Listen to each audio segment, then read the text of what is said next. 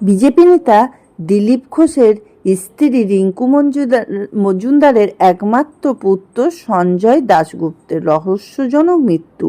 খবর জানা যায় মঙ্গলবার নিউটাউনে সুপারিজি আবাসন থেকে রিঙ্কুর পুত্রকে সংজ্ঞাহীন অবস্থায় উদ্ধার করা হয়। বিধাননগর সেবা হসপিটালে নিয়ে যাওয়া হয়েছিল। পেশায় আইটি কর্মী যুবক, কিন্তু চিকিৎসকরা তাকে মৃত বলে ঘোষণা করেন। ইতিমধ্যে দেহ উদ্ধার করে পুলিশ মঙ্গলবার সঞ্জয় দেহ ময়নাতদন্ত হতে পারে, তাই তার মৃত্যুর কারণ নিয়ে আনুষ্ঠানিকভাবে কিছু বলতে চায়নি তদন্তকারীরা। জানা যায় মঙ্গলবার আরজিকর মেডিকেল কলেজে ময়নাতদন্ত হবে। সঞ্জয় ওয়েব প্রীতম সল্টলেকের একটি তথ্যযুক্ত সংস্থায় কাজ করতেন। গত 18 এপ্রিল বিজেপি নেতা দিলীপ ঘোষের সঙ্গে তার মা রিঙ্কুর বিয়ের দিন শহরে ছিল না।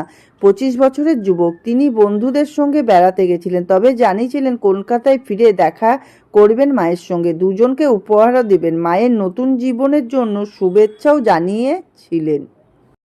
কিছুদিন পরই নাকি তারও বিবাহ হতো এবং মায়ের বিয়ের 25 দিন মাথায় এমনি রহস্যজনক মৃত্যু।